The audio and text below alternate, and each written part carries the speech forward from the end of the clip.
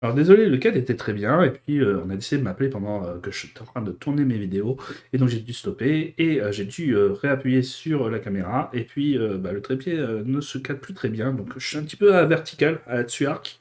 Donc je fais un plan à la dessus-arc, c'est très important. C'est vrai que je suis un réalisateur de génie. Voilà. Je peux imiter n'importe quelle forme de réalisation, sachez-le. Hein, il suffit de me donner le matos et je vous fais ce qu'il faut.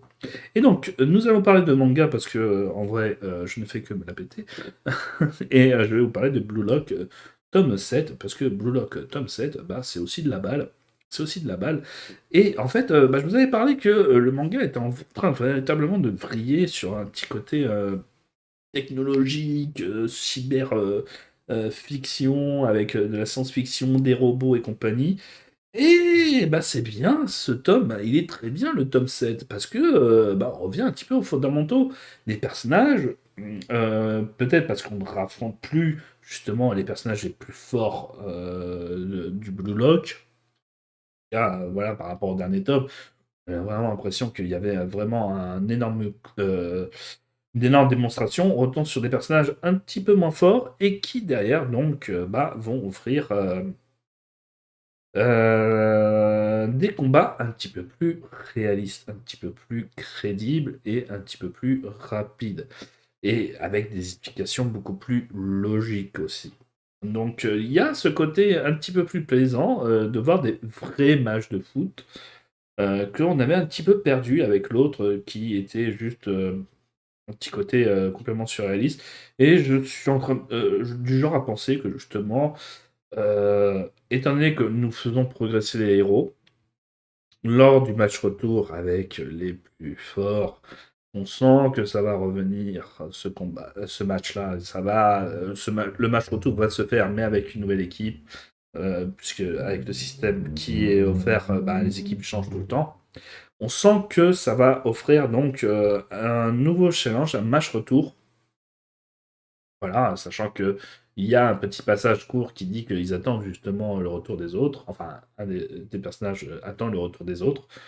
Et je sens que, donc, à cause de ça, et c'est bien dommage que justement le tome précédent a été beaucoup trop dans la démonstration de force, mais je sens que pour le match retour, donc qui aura lieu sûrement dans le tome 8 ou le tome 9, qu'il y aura donc une diminution des puissances des plus grands footballeurs qui va se faire derrière, puisque justement, comme ils sont trop forts et qu'il faudrait justifier que ce sont juste des gamins, sachant qu'il y aura des personnages encore plus forts, il va falloir justifier que de nouveau ils peuvent se combattre à égalité avec les personnages les plus forts du manga.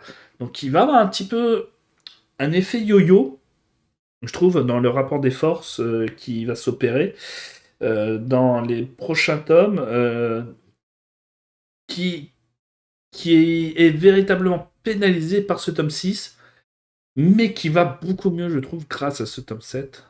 Donc, je ne sais pas comment ça va se passer, ce match retour. Je ne l'ai pas lu en scan. Voilà.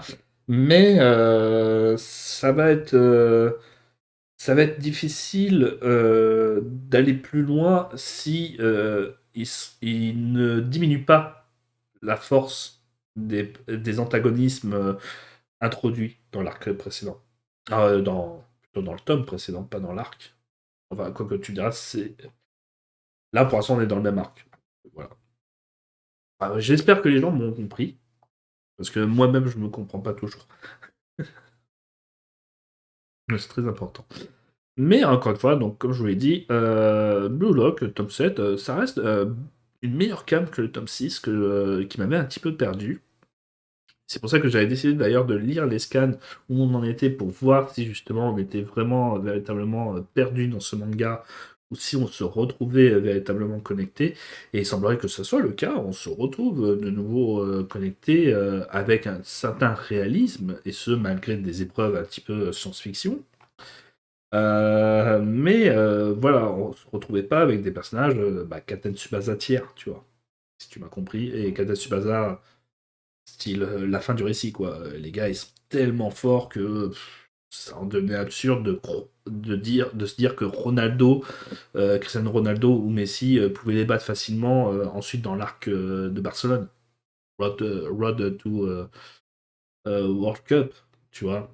Parce que les gars, ils étaient capables de tirer du but adverse là-bas avec des tirs boulets de feu et compagnie.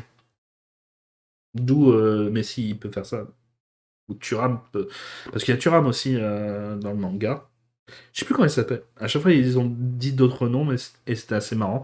Donc voilà, mais il y avait une certaine absurdité dans, je crois, la deuxième ou troisième série de Captain Tsubasa, où en fait, tous nos héros se sont enfin mis à combattre dans les ligues européennes avec des vrais personnages, des vrais joueurs qui existaient à l'époque.